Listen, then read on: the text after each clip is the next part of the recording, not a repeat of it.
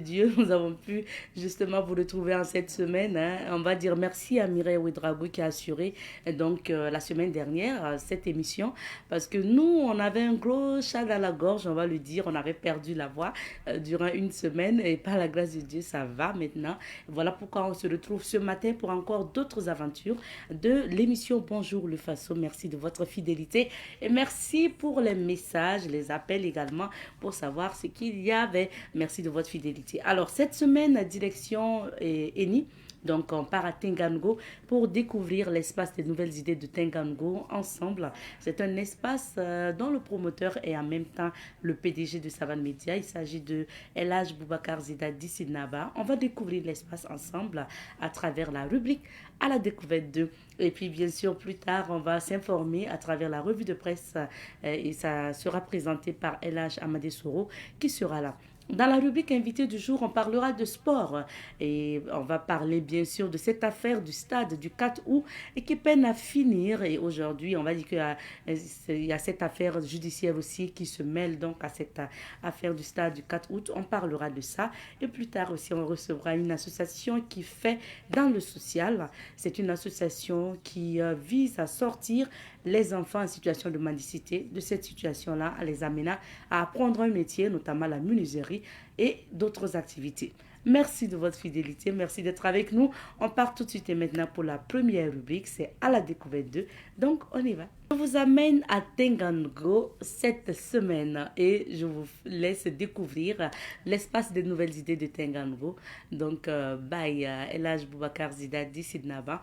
On regarde en image et on écoute bien sûr l'explication et donc concernant cet espace et on se retrouve juste après. Hello les fidèles téléspectateurs de Bonjour le Faso. Cette semaine, nous vous conduisons dans l'espace des nouvelles idées dont le promoteur est le PDG de Savane Media, Boubacar Zidadi Sidnaba. Nous découvrons l'espace des nouvelles idées parce que l'espace a fait peau neuve. Vous voyez la princesse Nyenega juste en haut de moi. Donc vous avez la possibilité aussi de visiter des personnages historiques à travers ces statuettes qui sont là, présentées en face du goudron à l'espace des nouvelles idées. Vous pouvez visiter donc la statuette du Moro Naba Bongo actuel, de Naba Kiba et bien de Gimbi Ouattara et bien d'autres personnalités historiques. Alors, je vous invite à découvrir l'espace des nouvelles idées et surtout découvrir ces statuettes-là de ces personnages historiques. Allez, on y va.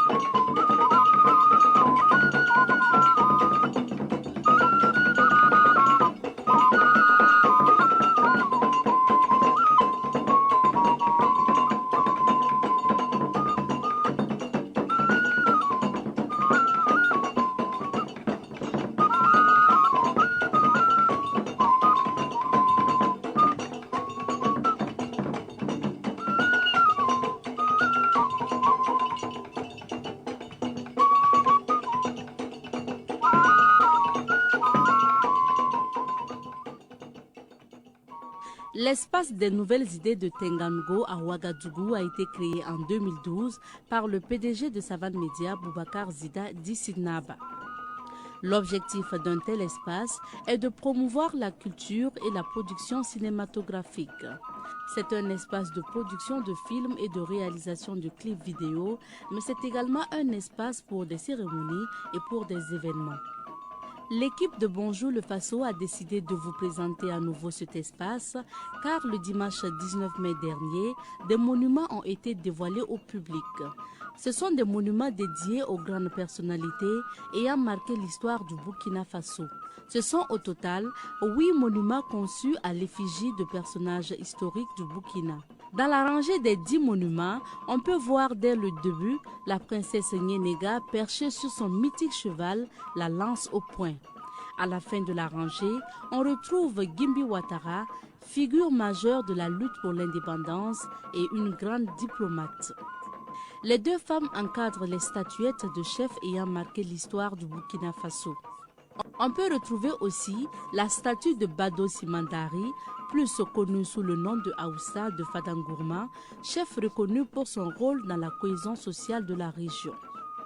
On retrouve également la statue du grand combattant et résistant Moro Naba Boukari Koutou, dit Wobgo. Il y a également les statues de l'actuel Moro Naba Bango, de Naba Tigré de Tenkodgo, de Naba Sonré et de Naba Kiba du Yatenga. À l'intérieur du site, les visiteurs peuvent admirer les effigies des 12 chefs d'État ayant dirigé le Burkina Faso, de Wezen Koulibaly à Ibrahim Traoré.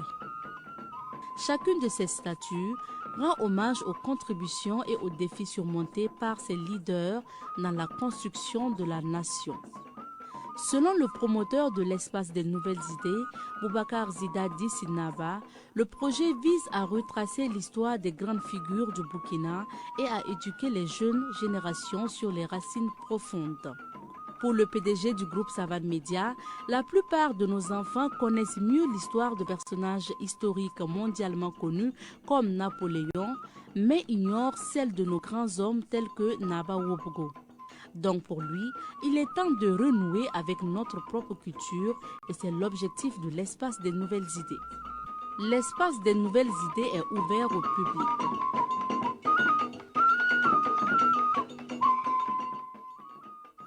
J'espère que vous avez été ravis de découvrir avec moi l'espace des nouvelles idées et surtout découvrir ces statuettes-là qui ont été rajoutées à l'espace des nouvelles idées et également les photos donc de ces présidents du Burkina Faso.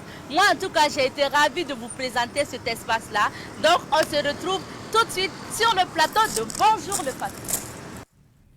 Et bien sûr, nous sommes de retour sur ce plateau de Bonjour les Faso. On espère en tout cas que vous avez pris du plaisir à découvrir l'espace des nouvelles idées de Tengango, surtout avec ces rajouts des personnalités donc ayant marqué l'histoire du Burkina et ces effigies-là des présidents qui ont marqué bien sûr et qui ont gouverné ce pays jusqu'à Ibrahim Traoré, le président Ibrahim Traoré aujourd'hui. Merci en tout cas de votre fidélité. À présent, on va feuilleter les journaux ensemble et aujourd'hui, nous sommes ravis de retrouver Elhaj Amadé Soro et c'est parti pour la revue de... Bonjour et bienvenue Elhaj. Bonjour Abzata, bonjour à toutes et à tous. Merci bien. Alors on découvre d'abord les titres des journaux. Absolument, et nous commençons avec l'Observateur Palga à la une de l'Obs, présumé détournement des deniers publics, l'audit de l'AN Soubala, la réflexion du stade du 4 août dans le visé de la justice, 29e édition du FESPACO, zoom sur les films en compétition. Coopération Tokyo-Ouagadougou, une délégation japonaise chez le Premier ministre Côte d'Ivoire. Mais où est donc passé Alino Faso? Élection législative au Tchad, victoire sans surprise du parti présidentiel. Réformes éducatives, le ministre Dingara présente sa copie dans les Hauts-Bassins. 10e rentrée fiscale sous le signe de la mobilisation des ressources endogènes.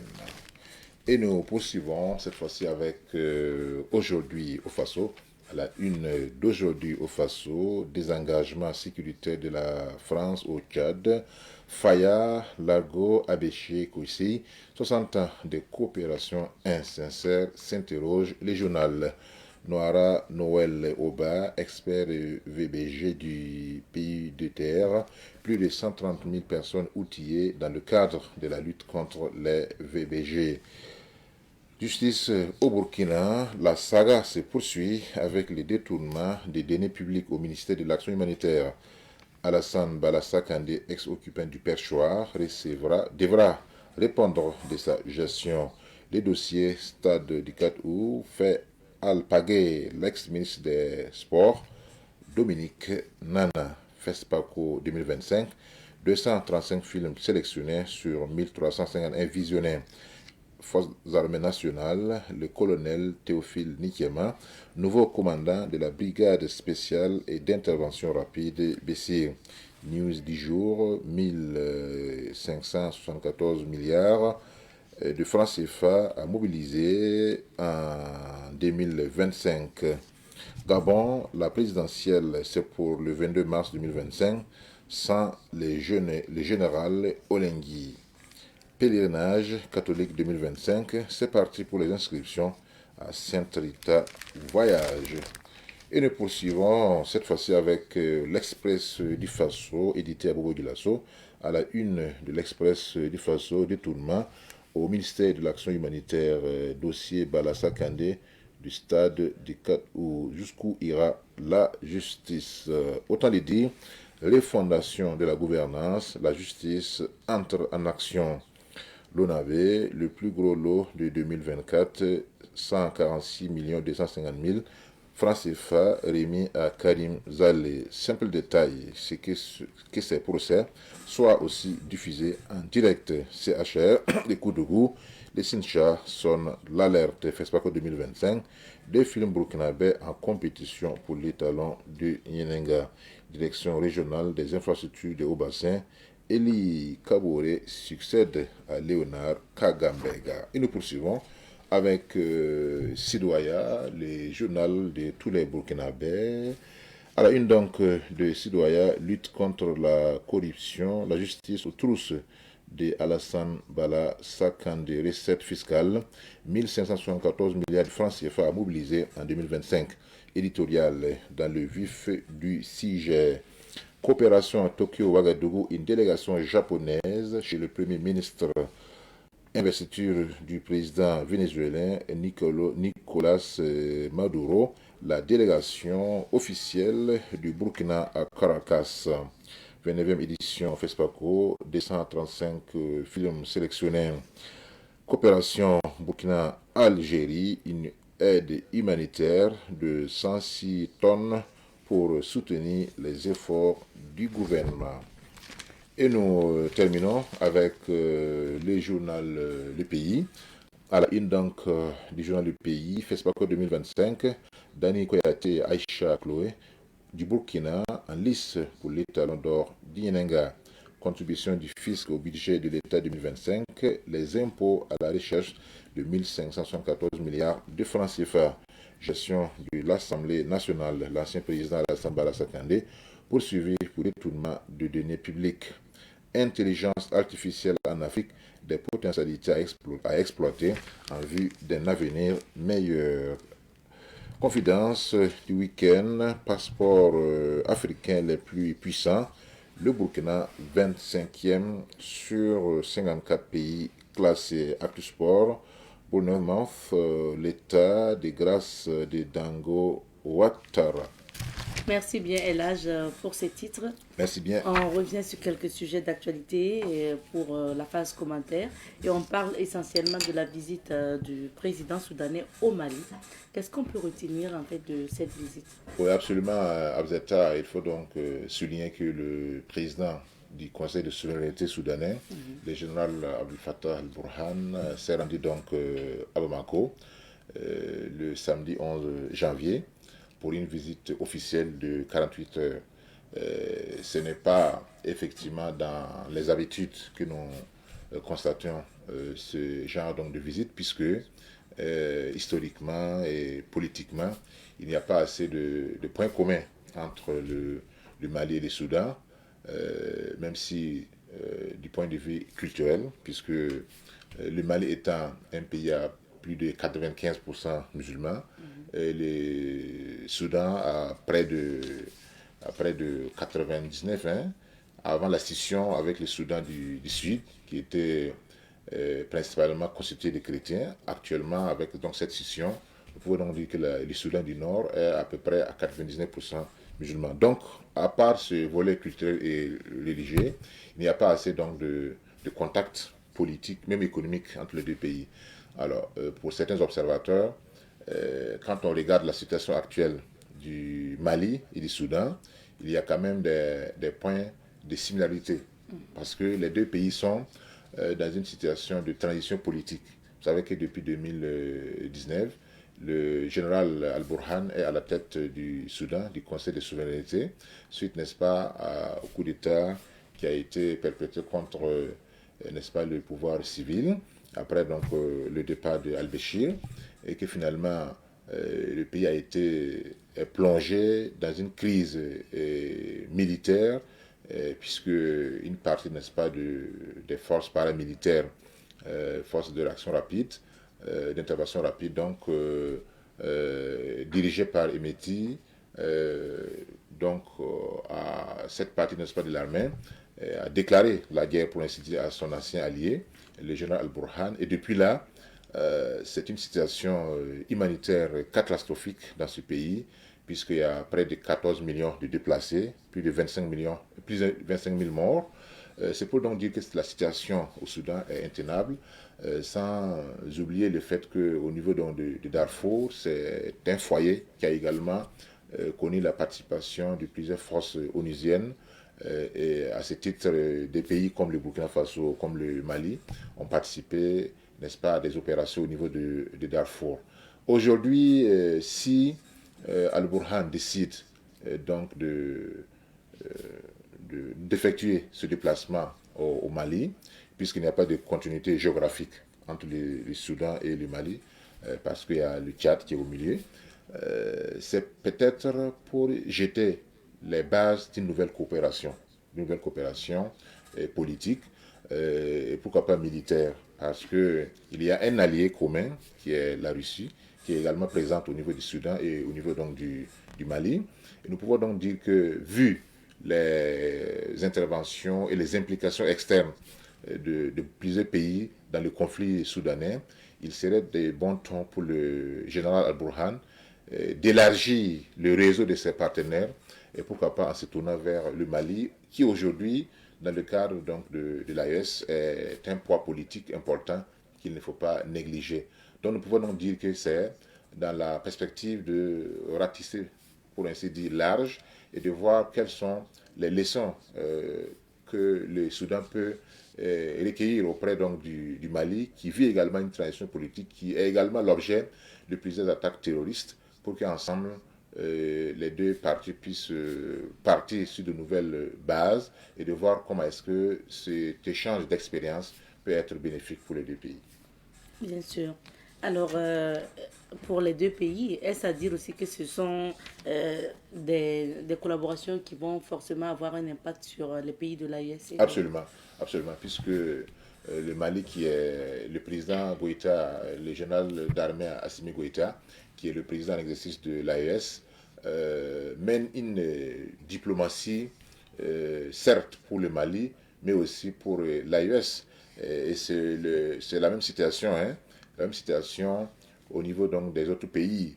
Et vous savez que dans le cadre de la confédération de l'AES, il y a un volet qui concerne les pays individuellement pris. Il y a également un volet qui concerne l'ensemble donc des trois pays. C'est dans ce cadre que vous pouvez voir le Niger renforcer son partenariat avec la Libye, et le Burkina Faso également renforcer son partenariat avec aussi d'autres pays. Vous avez certainement suivi l'aide humanitaire qui a été offerte par l'Algérie au Burkina Faso récemment. On a même donné le titre là dans l'information dans les titres. Certaines personnes peuvent se demander pourquoi l'Algérie, qui est en froid avec le Mali, qui est un membre de l'AES, décide donc d'offrir ses services, ou en tout cas d'appuyer humanitairement le Burkina Faso, et que le Burkina Faso accepte.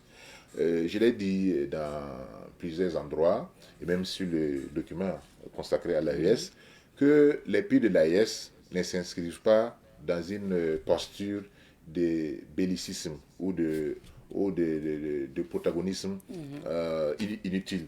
L'ennemi de mon ennemi et mon ennemi, ils ne sont pas trop dans ça. Oui, absolument. Parce que, vous savez, les questions politiques ou les questions conjoncturelles, il faut les dépassionner. C'est parce qu'il y a une situation politique qui est née d'une incompréhension. Et si, par exemple, tous les pays membres de l'AES ferment la porte au dialogue, ferment la porte à la négociation, ça va poser problème. Donc, c'est vrai qu'actuellement, il se pourrait que voilà, la tension est un peu palpable entre le Mali et l'Algérie. Et ce n'est pas pour autant que le Burkina doit fermer la porte aussi à la négociation. Le Mali peut même passer par le Burkina Faso pour essayer d'avoir d'autres informations auprès de l'Algérie. Ça peut être une incompréhension, même si, selon beaucoup d'observateurs, c'est l'Algérie qui fournit, en tout cas, ne serait-ce que de l'aide ou en tout cas un accueil à certains séparatistes du Nord Mali. L'un dans l'autre, dans une confédération, dans une union, les membres doivent adopter deux postures. Il y a une posture de fermeté lorsque on est en face d'une flagrance comme le cas de l'Ukraine, qui a ouvertement soutenu, qui a ouvertement donc déclaré avoir soutenu les séparatistes maliens, les rebelles, les terroristes maliens qui ont attaqué Tizawaten. Ça, vous avez vu la position commune du Burkina Faso et du Niger. Et il y a même le Niger qui a rompu ses relations diplomatiques avec l'Ukraine. Et le Burkina Faso a également signé, en tout cas, un communiqué dans ce sens, dans le sens donc de dénoncer effectivement les agissements de l'Ukraine. Mais pour l'Algérie, jusqu'à présent, les relations ne sont pas rompues entre l'Algérie et le Mali. Et donc le Burkina Faso, en recevant cette aide humanitaire de l'Algérie, peut être considéré comme un tremplin.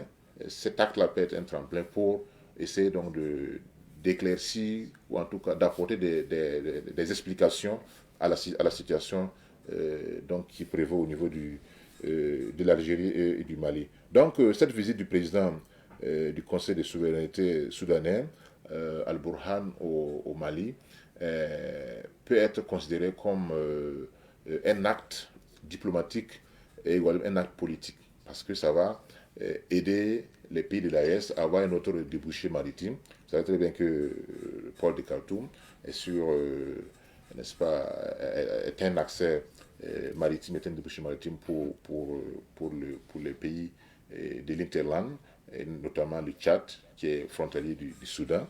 Et tout ça, politiquement, peut être considéré comme une bonne démarche. Maintenant, le plus-value, c'est quoi? C'est de voir est-ce que, parce que le Mali s'apprête également à organiser des élections, de même que le Soudan, peut-être les deux pays vont s'échanger, en tout cas échanger des expériences pour voir dans quelle mesure les deux cas peuvent être conciliés pour voir est-ce que le Mali peut apporter son expertise au Soudan et que le Soudan également peut apporter son expertise au Mali. Surtout qu'après la scission avec le Soudan du Sud, au niveau des ressources pétrolières donc, du Soudan, qui venaient essentiellement du Soudan et du Soudan du Sud, le problème se pose. Donc au-delà de cette question politique et diplomatique, il y a également des questions économiques qui vont être débattues entre les deux hommes. Et le communiqué qui est issu du bureau du président Al-Burhan indique que le Soudan, en tout cas, attache du prix aux résultats qui seront développés à l'issue de cette visite de 48 heures. Merci beaucoup, Elhaj, pour ces analyses. Merci. On va à présent sillonner quelques villes d'affaires pour découvrir les couleurs du temps. C'est à travers la météo. Nous sommes ravis de retrouver ce matin notre confrère, notre frère. Donc, il s'agit de journaliste Abdoulaye Bandaogo, journaliste sportif qui est sur le plateau avec nous. C'est notre invité du jour. Bonjour Bandaogo. Bonjour Afzeta. Bienvenue. Merci. Bonne et heureuse année. Merci. Bonne et heureuse année également à vous. Merci. Alors, déjà, avant de parler du sport d'Afrique et du Burkina, on sait que pour ceux qui suivent la Ligue des champions européenne et autres là. Bon, hier, on a vu, moi je ne suis pas trop football, mais j'ai vu sur la toile qu'il y avait, donc, on va dire quoi, des tiraillements ou des gens qui disaient, ah oui, le Real a perdu. Bon, un mot quand même sur ça.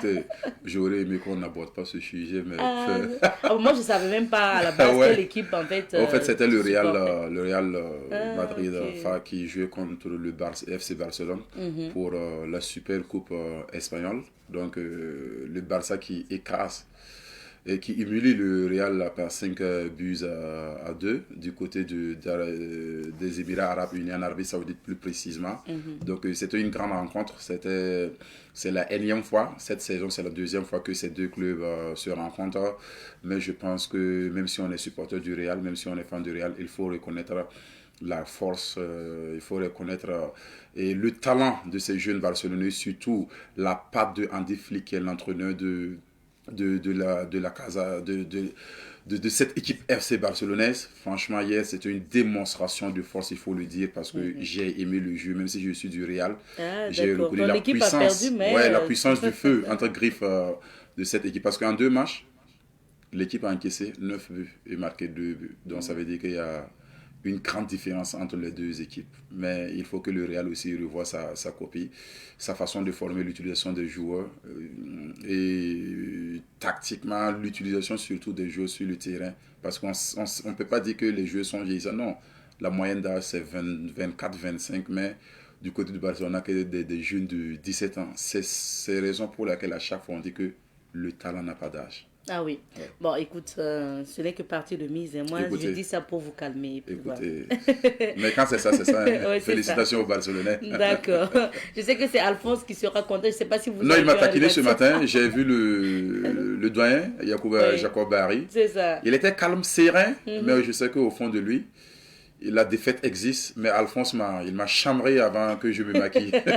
Je savais bien. Alors, revenons en Afrique, sinon au Burkina. Intéressons-nous au championnat d'Afrique des Nations de football, le CHAN.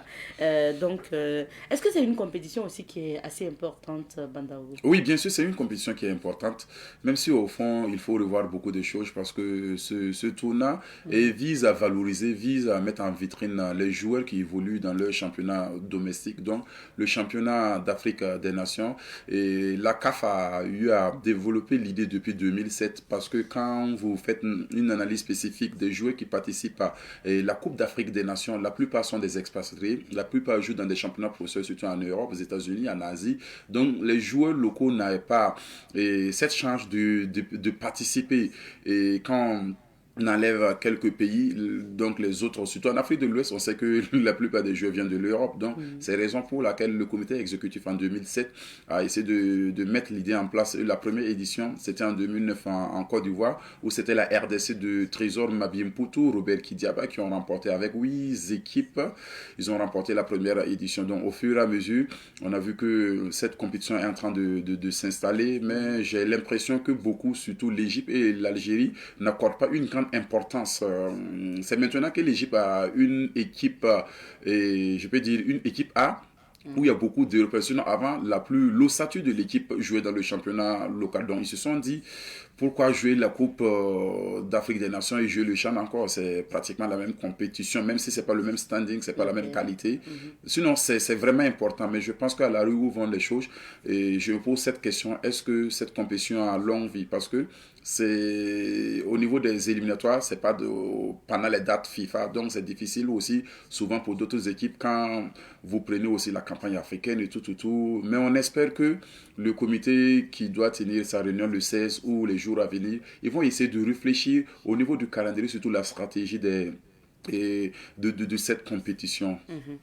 C'est vraiment important parce que c'est une vitrine pour les joueurs locaux de se faire valoir, de se faire voir et pourquoi pas taper dans l'œil des recruteurs. Tant mieux, hein, et les étalons sont qualifiés quand même pour le CHAN de cette édition. Et comment justement vous avez trouvé la qualification de l'équipe du Burkina? Écoutez, c'était vraiment héroïque parce que perdre 2-0 face à cette équipe de la Côte d'Ivoire qui a eu une bonne préparation à l'aller au Félixia et revenir rattraper le retard, le match retour et se qualifier au niveau des tirs au but, je pense que c'est une belle chose, c'est vraiment héroïque. Et bien avant le début de cette double confrontation, moi personnellement, j'ai été tagué partout, que ce soit les gens de la sélection, les gens de la fédération, parce que j'ai été ouvert, j'ai été critique par rapport concernant la préparation des étalons. Pour aller à une compétition, il ne faut pas minimiser. J'ai toujours dit, il ne faut pas à chaque fois favoriser ou faciliter l'équipe A. Il faut mettre les moyens. Quand vous vous engagez dans une compétition, il faut mettre les chances de votre côté pour se qualifier. C'est vrai, souvent il y a des miracles, mais ce n'est pas tout le temps. Donc on a vu que la préparation C'était vraiment du tâtonnement. Même le mouvement des joueurs ici avec le calendrier du championnat. Parce que j'ai eu vent qu'on voulait, coûte que coûte, finir rapidement la phase allée de notre championnat et aborder cette compétition. Donc, il y a eu un concours, une dépense énorme d'énergie de nos joueurs en chanson que les conditions ne suivent pas dans le face-au-foot.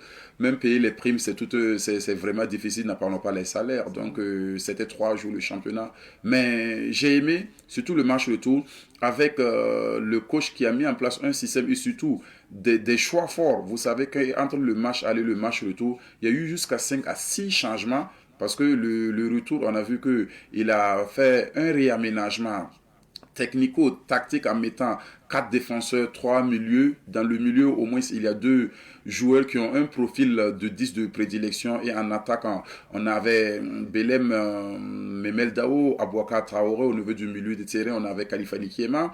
On avait Franck Alec Kanté du RCK. On avait Abdoulaye Touré, le récupérateur de l'Asfa Yenenga. À la défense, il y a eu jusqu'à 2 changements. Adalou Soye et Patrick Malo, qui est le capitaine, l'un des joueurs le plus expérimenté de notre football, était présent. Donc là, on a senti que le coach voulait jouer coûte que coûte la victoire et surtout la bataille du milieu de terrain. Donc j'ai aimé l'attitude des joueurs, j'ai aimé le choix du coach. Donc c'est la raison pour laquelle on s'est qualifié. Donc c'est pour ça que je dis toujours, il ne faut pas tâtonner, il faut mettre les hommes qu'il faut à la place qu'il faut. Il faut valoriser notre championnat. Quand on part à une guerre, entre griffes, quand tu as un soldat qui part à une guerre, il ne se dit pas qu'il va aller se faire tuer.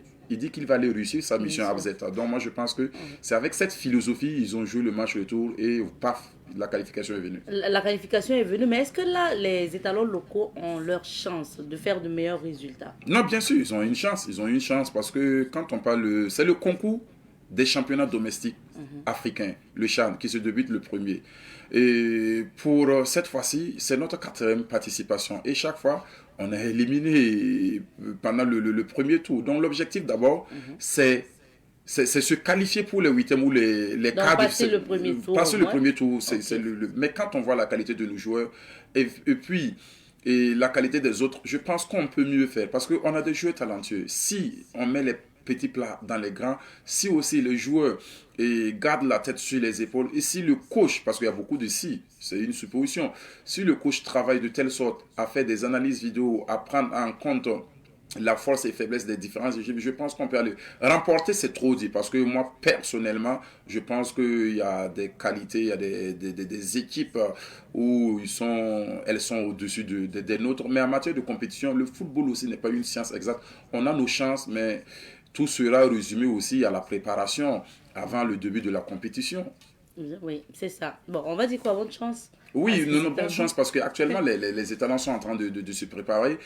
Après la qualification, automatiquement, ils sont actuellement en Tanzanie ou c'est au Zanzibar encore, depuis le 31 décembre. Ce soir même, ils jouent la finale de cette Coupe de l'Indépendance de Zanzibar. C'est à 17h face à l'équipe de Zanzibar. Ils ont déjà eu 3 matchs, donc le 4e match ce soir. Donc ça rentre dans le cadre de la préparation de cette équipe.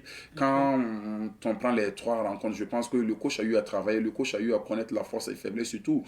Et quels joueurs on peut compter actuellement? Je peux dire qu'à 90% Abzeta, le coach a déjà une idée de son 11 ou les 15 joueurs qu'il va utiliser et pendant cette compétition qui se profile à l'horizon. Parce que le match aller, on a fait, je pense qu'une victoire. Le premier match, on a fait une victoire. Le deuxième match, un match nul. Le troisième match, on a fait une victoire, un but de Abdul Karim Baguin de l'AS Douane et de Clément Pitroapa, Abdul Karim Baguin de l'USA et de Clément Pitroapa de l'AS Douane.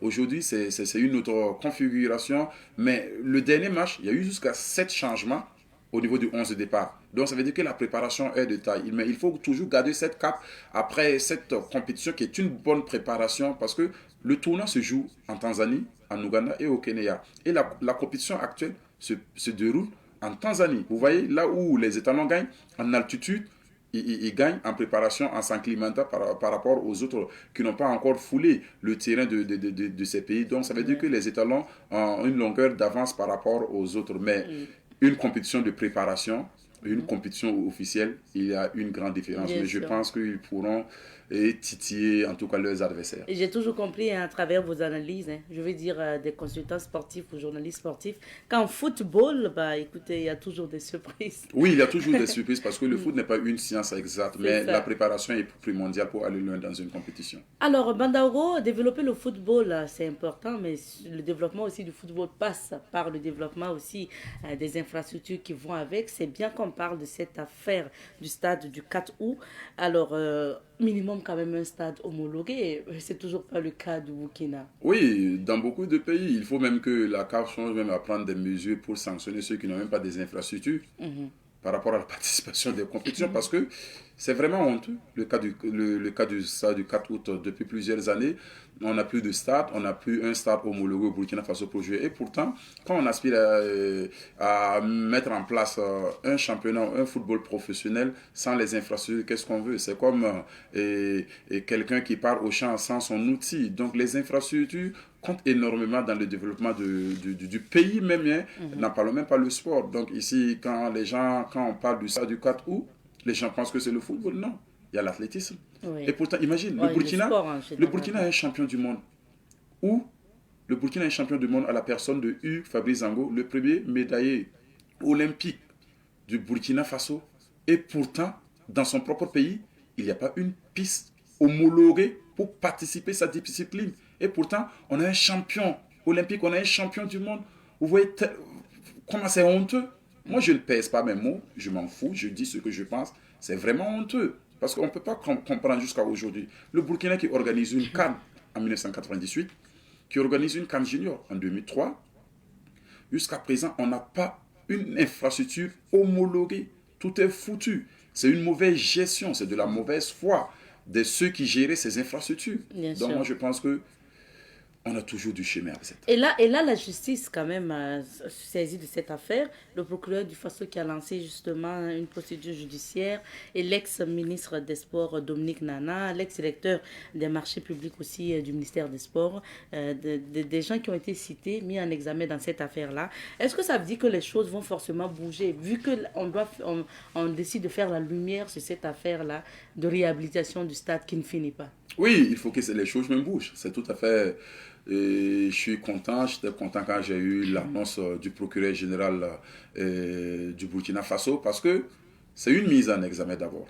Il faut situer les contextes, c'est une mise en examen, donc ils vont essayer de voir qu'est-ce qui n'a pas marché. Mais nous tous, on sait qu'il y a eu une mauvaise gestion, un manque de volonté dans la gestion de ces 15 milliards du stade du 4 août. Parce que c'était sous Dominique Nana que le stade a été suspendu, bien avant la suspension du stade. Si vous vous rappelez, il y a notre confrère Claude Rwamba qui avait même publié des points où jusqu'à 13 points où on doit refaire pour être aux normes.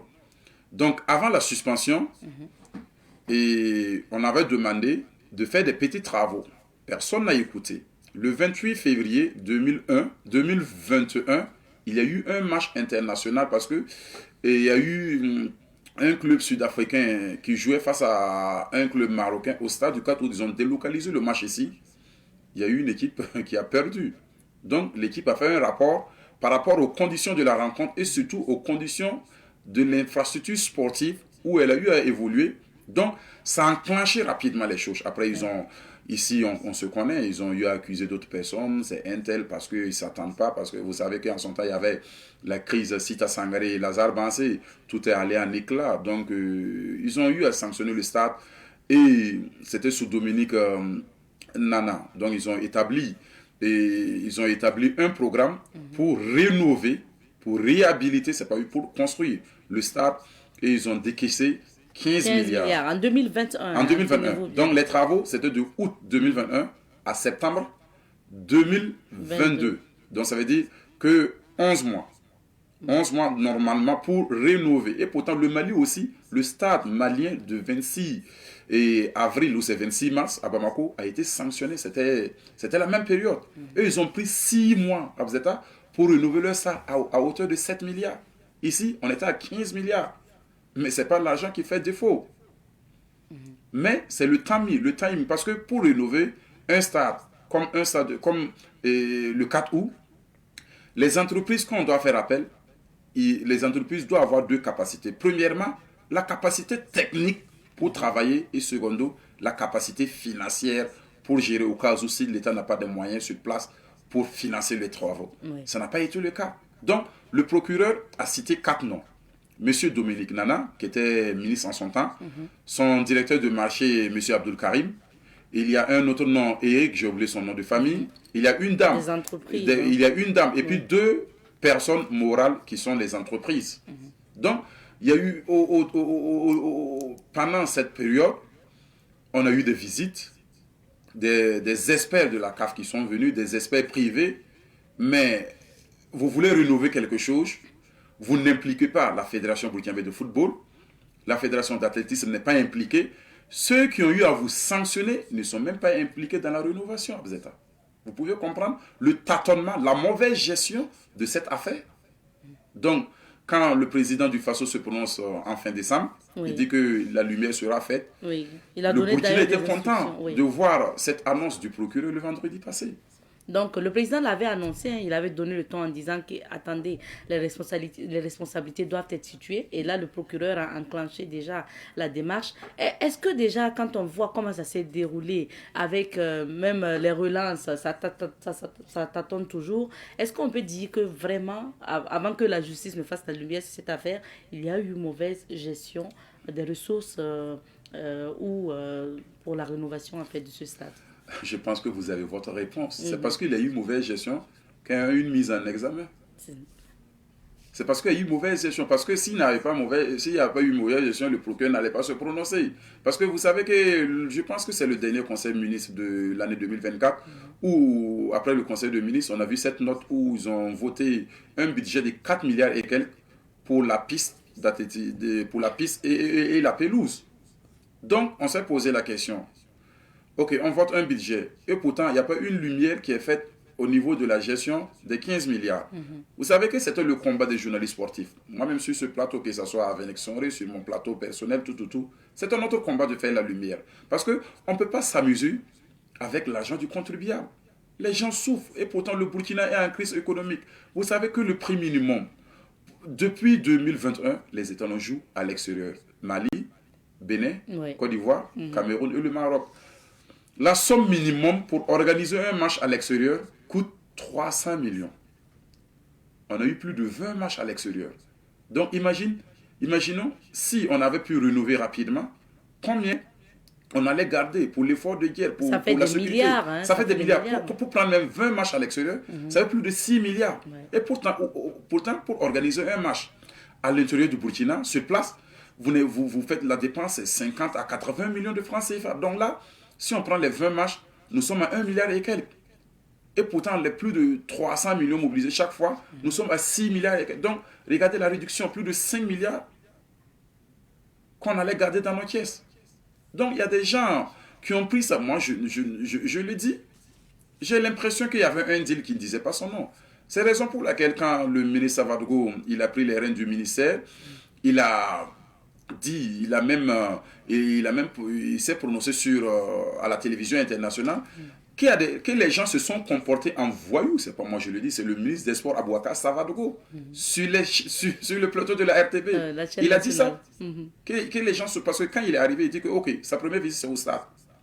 D'autres personnes lui ont dit que ok, monsieur le ministre, attendez d'abord, mais attendez, pourquoi? Il voulait aller sur le terrain, on a vu quand il a parlé. Donc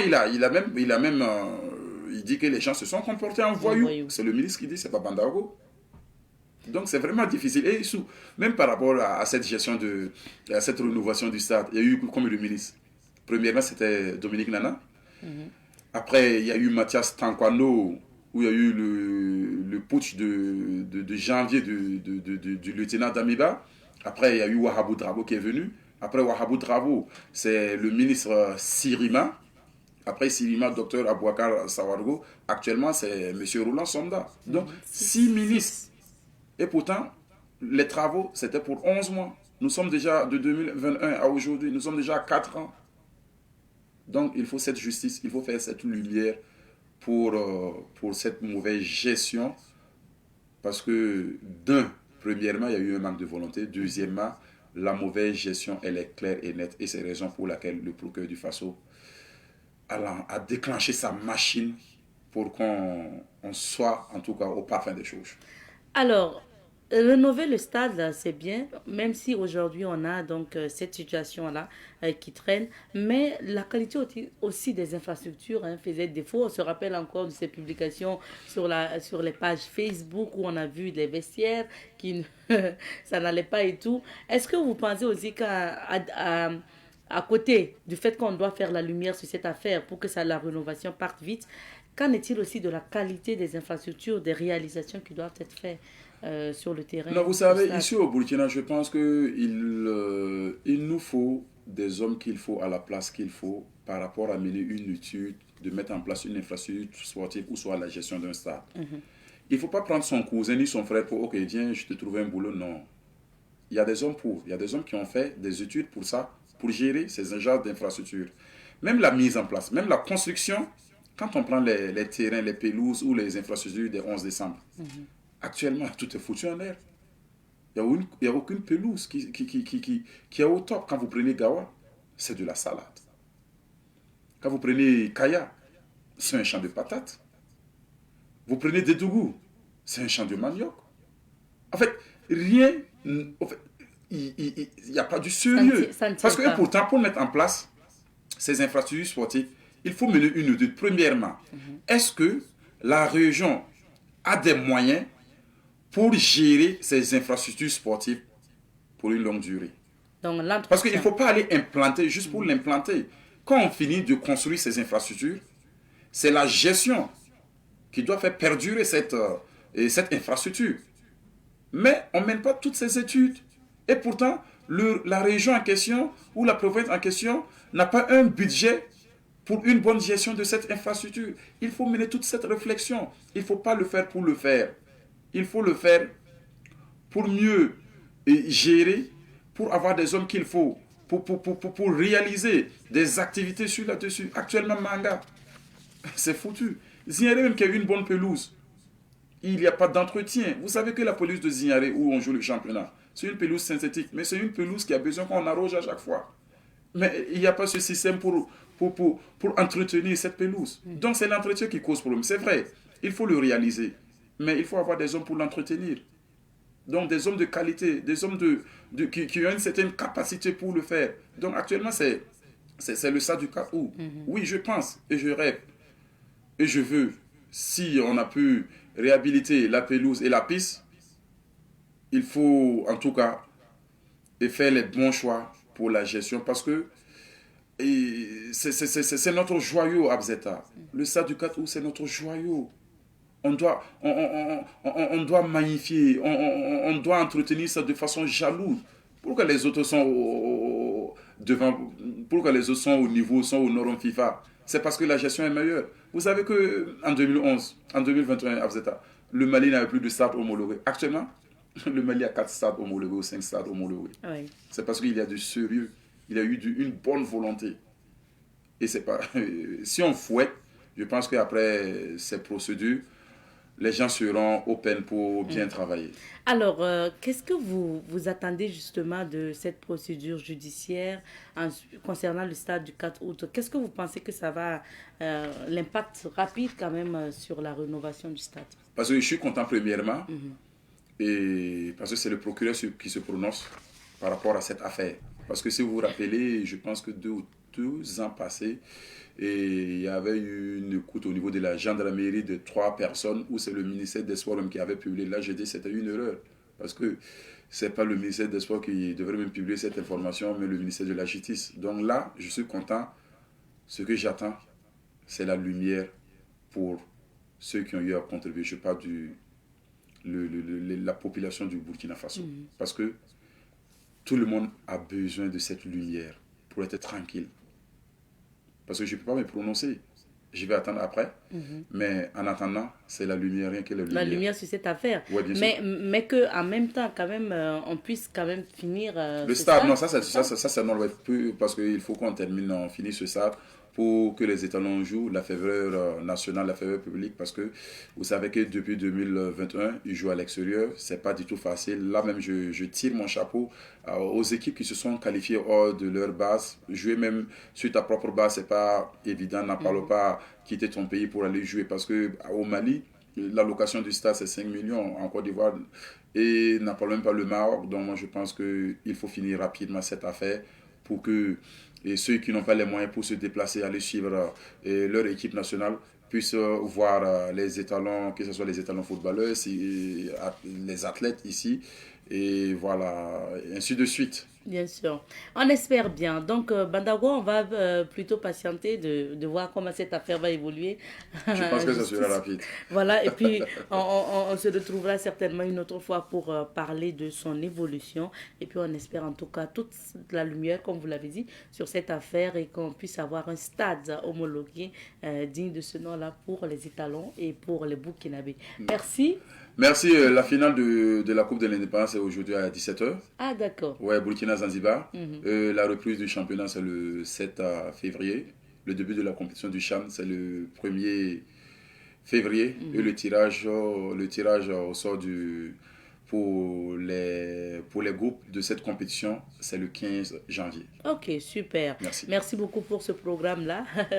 Bon, merci d'avoir informé aussi les téléspectateurs, c'est gentil.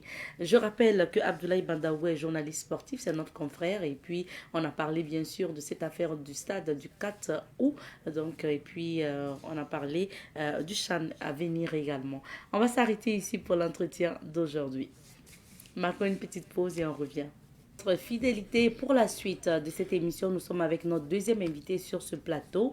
Il s'agit de M. Mahamadou Wangrawa. Il est donc le PDG de l'entreprise EGTM. Il faut dire qu'il est aujourd'hui le président de l'association Burkinguele. Vous allez savoir de quoi il s'agit tout à l'heure.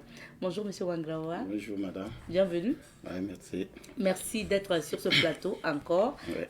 Alors, je me rappelle bien qu'on vous a reçu pour parler de votre projet à l'époque, donc Burkinguele. Et puis aujourd'hui, c'est une association. Alors, vous avez eu l'idée en janvier 2024 donc, de créer Burkinguele. Et à travers Burkinguele, c'est l'idée de sortir des enfants, des adolescents en situation de mendicité pour les ramener vers un métier. Donc, notamment la menuiserie que vous faites.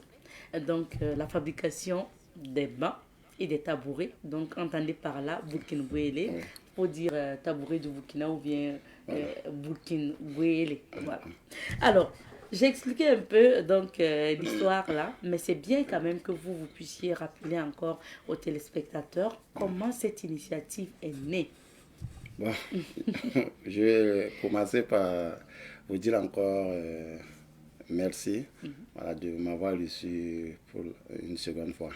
Bon, donc l'association Burkinguele, ça fait déjà 1 an d'existence. Ouais. Voilà, 1 an d'existence. Bon, c'est comme vous le disiez à l'introduction.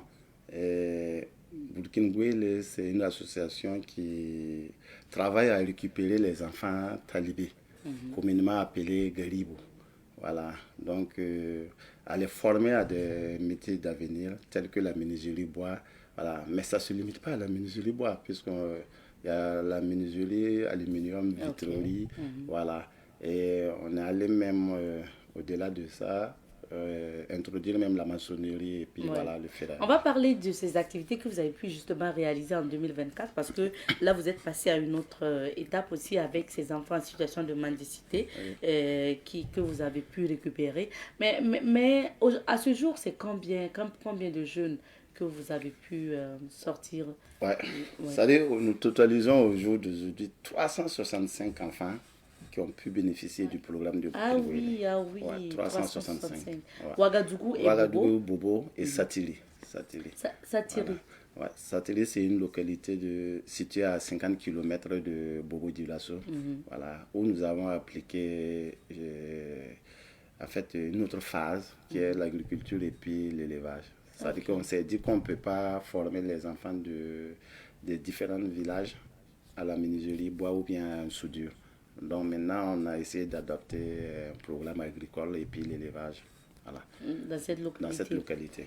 Voilà. Pour revenir par exemple à Ouaga, comment vous avez procédé pour aujourd'hui intéresser ces jeunes-là qui étaient dans la rue avec leurs boîtes pour mendier, qui repartaient apprendre le Coran, il faut le dire, et qui aujourd'hui reviennent vers vous pour apprendre un métier? Bon, il faut se dire que il faut même approcher ces enfants-là pour comprendre que non, que ce n'est pas des paresseux. C'est des enfants en réalité qui ont envie de travailler, mais ils n'ont pas l'occasion. Voilà, il n'y a pas de cadre pour les amener à travailler. Donc, du coup, ils s'abandonnent à eux-mêmes, voilà, et puis ils tiennent leur boîte en longueur de journée. Donc, et quand nous avons, moi, particulièrement, je les ai approchés, je me suis rendu compte que c'est des enfants qui sont en soif même du travail. Et d'autres pratiquent la mendicité par contrainte, voilà, et d'autres le font, bon, c'est pas à leur propre gré, je vais dire, voilà. Bon, donc du coup, quand j'en vu le programme burkinabé, ils se sont retrouvés dedans, donc et du coup, ils ont abandonné les boîtes, et puis voilà, ils commencent à venir, voilà. Donc, et de bouche à oreille, maintenant, ils informent leurs anciens collègues, bien c'est leurs amis, voilà, du passé, et eux, voilà, ils ne tardent pas à venir. Voilà. Alors, vous avez, je me rappelle, hein, quand on vous a reçu pour la première émission, vous avez dit, au début, il fallait quand même trouver ce qu'on va appeler une compensation financière, donc pour ces enfants qui étaient habitués à mendier, donc qui gagnaient quelque chose pour rentrer le soir à la maison. Donc, vous étiez obligé de donner quand même par jour 1000 francs à ces jeunes-là. Comment ça se passe actuellement? Est-ce que vous continuez d'enlever dans votre poche? Non, aujourd'hui, les enfants arrivent, puisque c'est la méthode du début comme ça. Voilà, pour les intéresser. Voilà. Sinon, à un moment donné, c'est eux-mêmes qui, à travers leur production, qu'on les rémunère. Donc, vous voyez, il y a d'autres qui commencent à fabriquer à vendre ce qu'ils ont fabriqué, notamment les bancs et puis voilà, les tabourets. Si vous remarquez dans les rues de Ouaga, même en ville, vous allez voir des jeunes en gilet vert et puis qui vendent des bancs et puis des tabourets. Donc, du coup, le bénéfice de leur vente sert à quelque part à les rémunérer. Donc, du coup, ils gagnent maintenant plus que 500 000 francs. Voilà. Et vous voyez, la maçonnerie, en termes de main-d'œuvre, même quand vous prenez un enfant, un manœuvre entre guillemets pour qu'il vous aide dans la maçonnerie, ça tourne autour de 2000-2500 jours. Et nous avons déjà des enfants où nous avons basculé dans la menuiserie, dans la maçonnerie plutôt.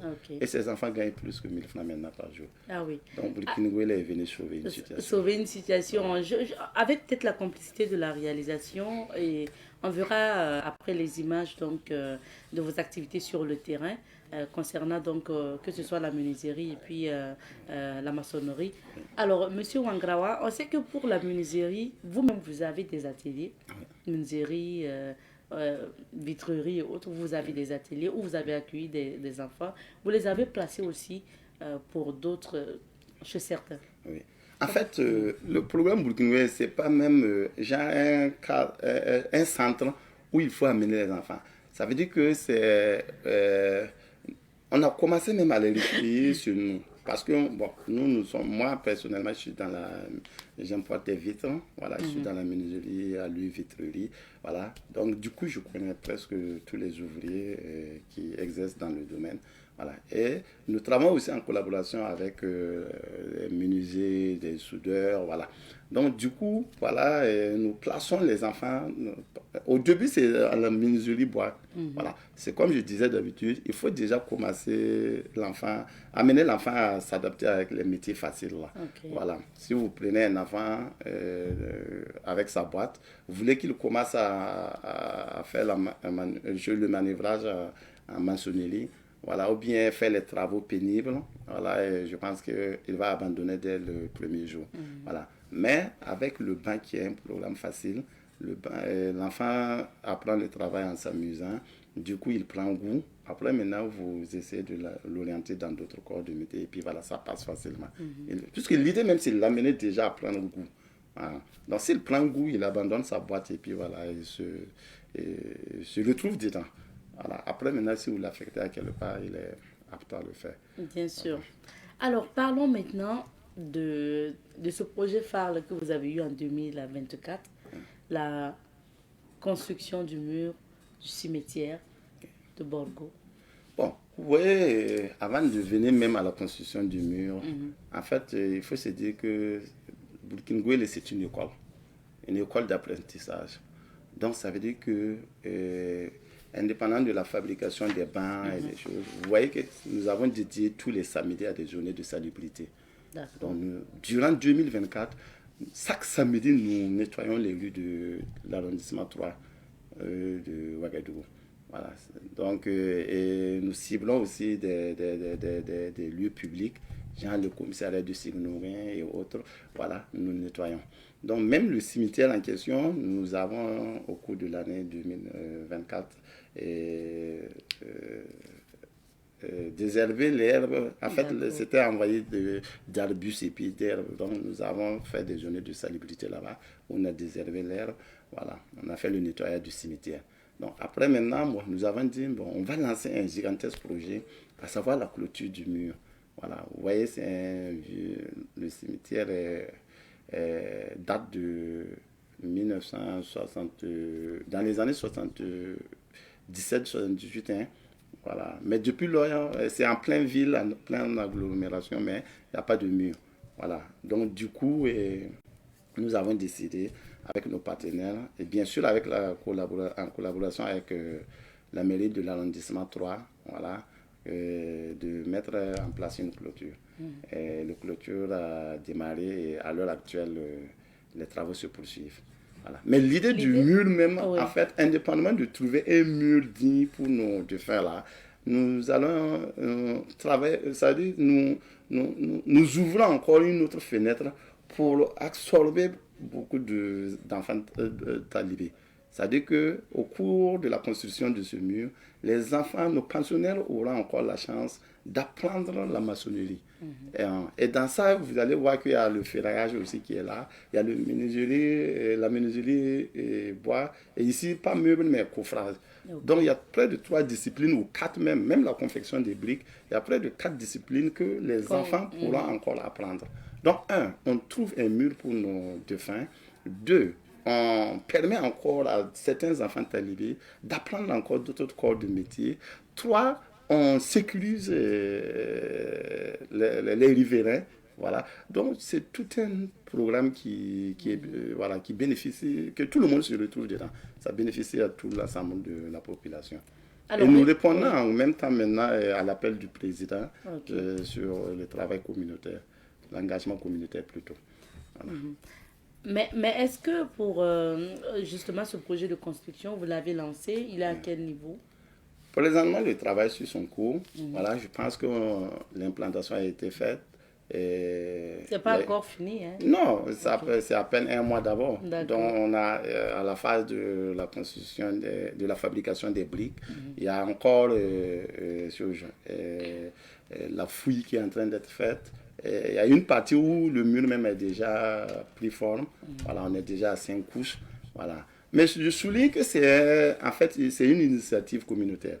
Voilà. Le projet est porté par l'association Burkina-Guélé, mais nous n'avons pas de ressources disponibles pour ça. Voilà, on n'a pas un budget pour ça. Voilà. Mais nous appelons à toutes les bonnes volontés, voilà, qui peuvent vraiment mettre la main dans la pâte pour qu'ensemble nous puissions travailler. Voilà. Parce que notre idée, c'est qu'il faut amener les gens à travailler.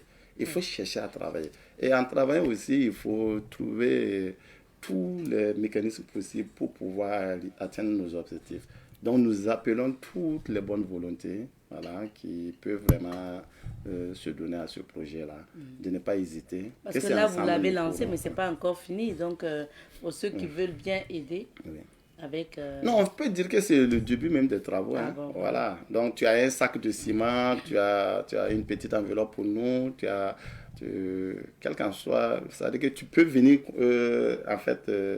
jeter un coup de main par rapport à la main d'œuvre.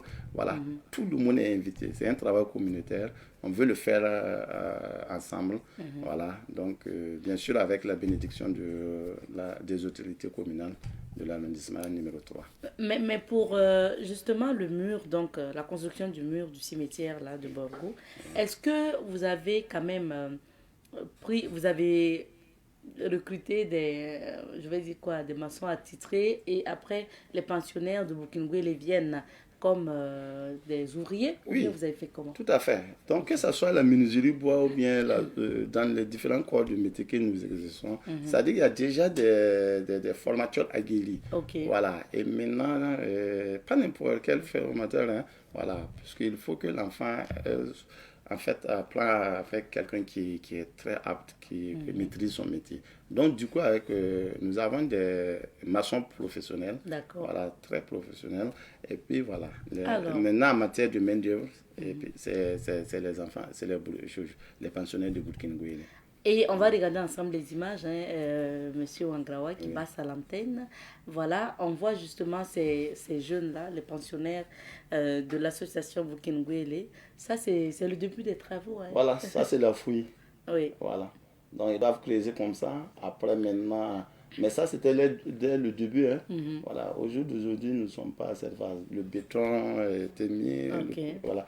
Puisqu'après, ça c'est au moment de la fabrication des briques là. Voilà. Donc, après, donc à toutes les étapes, ça veut dire que c'est en même temps une formation pratique pour ces jeunes-là qui faisaient la mendicité dans la rue. Fait.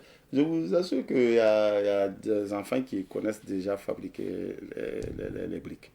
Voilà. Donc ça veut dire que cet enfant-là, à la longue, pourra vraiment... Ça veut dire que... La fabrication du brique, il n'y a pas de sous-métier en fait. Oui. Voilà, il faut déjà être prêt à apprendre. Et puis voilà.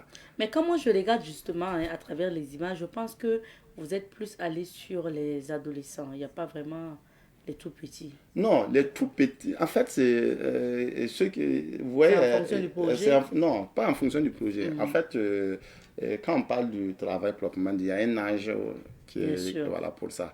Donc, les enfants qui ont un âge de travailler, c'est eux qui tiennent les rabots et puis voilà. Mais maintenant, les tout petits, ils sont là assis. Hein, généralement, on leur donne les papiers verts pour flotter les bancs. Voilà, ça c'est une école pour eux. Ils ne travaillent pas, ils apprennent. Voilà. Donc, nous, on ne les laisse pas travailler. Mais maintenant, au fur et à mesure qu'ils sont là, on peut les dire, prends l'eau, prends un sachet, prends un truc, venir. Et puis, on les conseille davantage. Donc, dès l'enfance, on les cultive d'abord l'amour du travail. Oui. Voilà. Donc, vous voyez, c'est ce qu'on apprend dès l'enfance, qu'on évolue avec. Voilà. Et là, on voyait justement vos jeunes aussi en atelier, donc pour la fabrication de ces bancs-là. C'est vraiment maintenant un projet que vous êtes toujours en train de grandir, vu que vous êtes parti donc de les amener vers le métier que vous faites, la menuiserie, vitrerie et autres. Oui. Et là, vous ouvrez à d'autres activités. Oui. Aujourd'hui, avec ce projet-là de la construction du mur du cimetière, vous êtes allé à la maçonnerie. Et de l'autre côté, vers Bobo, vous parlez d'élevage et d'agriculture. Quelles sont vos ambitions en fait avec l'association et ces enfants talibés? Non, en fait, j'ai toujours dit, en fait, c'est retrouver à Jolo Mandien au Burkina. Vous voyez, le problème de la mendicité est très, très sérieux. Voilà. Mais les gens négligent ça. Voilà. Pourtant, moi, je dirais que presque tous les mots qui nous minent là, qui minent ce pays-là, tirent à peu près leur source à partir de cette histoire-là. Vous voyez, quand un enfant est là, dans sa tête, il n'y a rien si ce n'est pas mendier. Ça veut dire qu'après, à un certain niveau, dans la mendicité, il ne peut plus avoir quelque chose. Pourtant, il n'a rien d'autre dans sa tête, ce n'est pas la mendicité. Cet enfant est exposé à tous les dangers. Oui. Donc, moi, je me disais qu'il faut, indépendamment de l'engagement de l'association Bourkinguele, tous les Burkinabés dans leur assemblée devaient vraiment se lever, mettre dans la main pour que nous mettons fin à cette pratique de la mendicité. Voilà. Qui n'honore même pas déjà le pays. Imaginez un pays sérieux, on ne peut pas, pendant que d'autres travaillent, que d'autres se lancent à la mendicité. La mendicité n'a jamais été un travail. Vous voyez. Donc, il n'y a pas d'avenir dans la mendicité. Ouais. Donc c'est bien, au Burkina Faso, il y a plusieurs formes de mendicité, mais quelle qu'en soit la forme de la mendicité, il faut vraiment bannir cette pratique. Alors, et dans vos échanges, vous parlez des enfants talibés, ça veut dire que il faut faire la différence. Vous vous intéressez plus à ces enfants-là qui sont avec des maîtres coraniques et qui sortent pour mendier, et pas forcément aux enfants en situation de rue. Non, ça dit que, vous voyez, mais les enfants talibés sont aussi des enfants de la rue, si vous voulez le dire, puisqu'ils se retrouvent chaque fois dans la rue.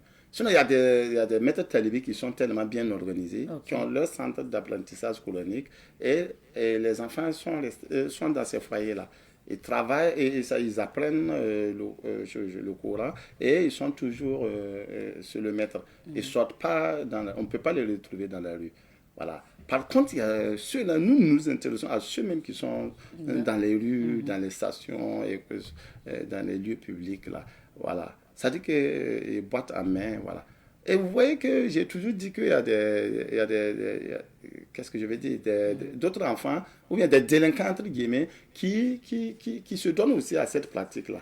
Puisqu'on ne peut pas distinguer l'enfant talibé au délinquant. Donc, il suffit que voilà, l'enfant veut passer à la délinquance, il prend une boîte, il se confond aux enfants talibés, et puis il se rend dans la rue. Et ça devient un danger pour les honnêtes citoyens. Est-ce que vous voyez? Donc, mais maintenant, les maîtres talibés, là, entre guillemets, en fait, vous voyez, cette question-là, il y a un manque de sincérité au niveau des acteurs. Je vais parler même de certains maîtres coraniques et même des autorités. Voilà. Il y a eu un manque de sincérité. Voilà. Donc, ça fait que la question, elle revient tout le temps. Ça fait plusieurs années, le gouvernement est sur ce dossier-là. Et ils n'ont jamais trouvé une réponse. D'arrêter la mendicité, d'amoindrir ou d'arrêter la mendicité. Et le fléau ne fait qu'accroître, ça augmente. De jour en jour, voilà. On retrouve beaucoup plus d'enfants talibés. Ouais. Donc, vous, quelle est votre vision, M. Wangrawa, aujourd'hui avec ces enfants-là? Parce que vous dites, votre objectif, c'est atteindre vraiment le zéro mendiant, en fait, dans les rues du Burkina. C'est quoi la grande vision que vous avez, et peut-être avec l'accompagnement des autorités, où vous allez arriver à cet objectif? Bon, après une année de parcours, ça veut dire que je me suis rendu compte que le chemin est encore long. C'est pas facile. Non, le chemin est encore long. Parce que j'ai rencontré les différents acteurs. Il y a eu le ministère de l'Action humanitaire a eu à organiser des ateliers où j'ai été invité. Et quand je côtoie les différents acteurs, maîtres talibés et gouvernants, franchement, le salut n'est pas sûr pour demain. C'est ce que je disais par le passé. Il y a un manque de sincérité au niveau de tous les acteurs. Vous voyez, il y a des maîtres talibés qui prennent... Bon, les gens se jettent la pierre. Chacun se jette la pierre. En fait, il y a d'autres... Certains maîtres talibés disent que non, c'est une pratique islamique. C'est-à-dire qu'ils disent que non, voilà, c'est normal de mendier. Voilà. Donc, pourtant, c'est faux. Voilà. Il n'y a pas un texte islamique qui autorise la mendicité au Burkina. Non. La mendicité ne peut jamais être un travail pour quelqu'un. Non, on ne peut pas. On peut, à un moment donné, si on a des difficultés, ou bien on se retrouve dans une situation misérable, ou bien une situation qu'on ne désire pas trop, qui nous impose, on peut demander souvent de l'aide. Mais on ne peut pas en faire un métier. Travail, voilà. Mais maintenant, au niveau des autorités aussi, personne n'a interdit l'apprentissage coranique au Burkina. Non. Les foyers coraniques existent bien. Voilà, le ministère de l'Action humanitaire est conscient de ça. Ils n'interdisent pas l'apprentissage du Coran. Non. Maintenant, c'est la mendicité au bord de la rue, voilà, dans les villes. C'est ça qu'ils interdisent. Mais maintenant, eux aussi, ils ne sont pas trop sincères. Voilà. Parce que depuis des années, ils sont sur là-dessus. Et vous voyez. Donc, du coup, je vais dire, j'ai toujours dit, bon, moi je ne comprends pas, peut-être il y a un petit deal qui dit pas son nom. J'ai l'impression que M. Wangrawa se retrouve au milieu. Voilà, moi je me suis aventuré, j'arrive à un certain niveau où je ne sais même pas. Voilà. Donc, par contre, j'avais pris... Bon, moi, tout ce que je fais, je le fais avec sincérité. Donc, j'ai cru au départ que la chose, elle était sincère. Tout le monde était sincère. Voilà. Et que vous allez arriver à avoir les moyens pour que ça touche plusieurs... Bon, je vous dis par exemple quelque chose. Moi, vous sentez que je suis un peu timide ce matin, ou bien trop réservé, parce que je ne me le trouve plus. Voilà. Dès les premiers instants, par exemple, le ministère, nous n'avions évolué avec des enfants par rapport à nos moyens. Oui, voilà. moi, au début, c'était 60, voilà. vous aviez dit... Non, ça, c'est quand le ministère nous avait approchés et qu'ils nous ont encouragés et qu'on avait, voilà, espoir qu'ils allaient nous venir en aide rapidement, voir dans quelle mesure on allait cheminer ensemble. Donc, le nombre avait accru à 60 et après, on est allé au-delà. Ça, c'était à Ouagadougou. Voilà. Donc, du coup, maintenant, sinon au départ, c'était avec 10, non 10, ça, on avait les moyens de les gérer. Voilà, on faisait... Voilà. Puisqu'on a des ouvriers, outre que les talibés, qu'on doit payer à la fin du mois, qu'on doit... Voilà. Donc, du coup, quand on a eu l'encouragement des plus hautes autorités, on a dit, voilà, on va augmenter le nombre. Et le président nous a appelés au travail. On dit, bon, c'est ça, nous allons essayer d'amener tout le monde au travail. Imaginez les enfants talibés commencent à travailler. C'est le Burkina Faso qui va gagner. Et ça nous épargne du banditisme et du terrorisme même. La façon que moi, les enfants talibés ne me connaissent pas, là, ne me connaissaient pas. Et je suis arrivé à les amener chez moi. Là. Ça dit, si j'étais un malfaiteur aussi, j'allais pouvoir détourner leur conscience. Vous voyez? Donc, c'est pour dire aux autorités que le phénomène de la mendicité, là, il faut, sur toutes ses formes, il faut vraiment travailler. Et puis être rigoureux, être triste pour pouvoir bannir ça. Voilà. Et moi, j'appelle à la sincérité de tous les acteurs, maîtres coraniques et travailleurs de l'action sociale, de l'action humanitaire, et puis même les plus hautes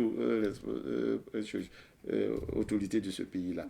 Voilà. Sinon, il faut arrêter de trop écrire et puis aller au travail. Ça écrit beaucoup. Regardez, c'est facile pour eux pour organiser un atelier ou bien une rencontre quelconque sur la mendicité, la question de la mendicité.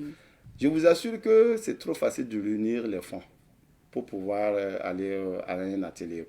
De réflexion. Ça, c'est pour réfléchir sur le commun. Et maintenant, pour trouver un sac de riz, je vous informe que jusqu'à l'heure actuelle, je n'ai reçu aucun sac de riz ou bien un sac de maïs pour soutenir ces enfants-là. Donc, ça veut dire que ça vient de nos propres fonds. Vous voyez? Et maintenant, même si à quelque part les enfants travaillent, maintenant ils arrivent à engranger des petites sommes, mais sachez que le nombre dépasse notre capacité de gérer. Donc si c'était 10, ils pouvaient les encadrer 20. Mais une affaire qui prend de l'ampleur... Vous avez parlé de 300. Ceux qui ont bénéficié du programme. Sinon aujourd'hui, à Ouaga, nous sommes toujours à 80, le chiffre a augmenté, c'est 82. Voilà, mais il y avait 3 qui ne venaient pas. Donc, on s'est retrouvé à 79. Et à Satiri, on est toujours à 60. Mais la triste nouvelle, je vous informe que nous avons arrêté à Boubon le mois passé. Pourquoi? Pour des raisons diverses. Peut-être qu'on aura l'occasion de revenir là-dessus. Mais c'est avec une tristesse que je vois les portes fermées sur Boubon. Vous avez dû arrêter ce projet-là. Sur Boubon, c'est pas ça. Le temps est terminé. C'est intéressant d'échanger sur votre projet. Aujourd'hui, quel est votre mot de fin, surtout à l'endroit des autorités par rapport à ce projet? Moi, franchement, je veux commencer à vous remercier. Voilà. Ce que vous faites comme accompagnement, c'est salutaire. Mais maintenant, je vais profiter de votre micro et en fait demander à tous les acteurs sur la question de la mendicité d'être sincères en soi-même. Nous sommes des humains, nous sommes appelés à travailler et laisser nos empreintes pour les générations à venir. Donc, il faut beaucoup plus de sincérité. Voyons-nous, mais ne voyons pas l'individualité. Voilà. Donc, moi, j'appelle les plus hautes autorités. Et même si ce message peut atteindre le président du Faso, franchement... je sais que c'est un chef qui est bien engagé pour le développement de ce pays-là. Il n'a qu'à prendre cette question à bras du corps. Et laisser même les autres que le département, le président n'a qu'à prendre ce dossier-là à bras du corps. Voilà. Et agir sérieusement pour que nous finissions avec cette histoire de mendicité. Merci beaucoup, M. Ouangrawa. Je rappelle que M. Mahamadou Ouangrawa est donc le président de l'association Vukingwele aujourd'hui, une association qui vise à à sortir justement ces enfants en situation de rue ou ces enfants talibés là, donc de la rue, et les amener à l'apprentissage d'un métier. On en a parlé sur ce plateau. Merci de votre fidélité. On va s'arrêter ici pour l'émission d'aujourd'hui. Merci de nous avoir suivis. Alors, on se retrouve, Inch'Allah, demain pour d'autres aventures de Bonjour le Faso. Portez-vous bien et on se dit Kuz.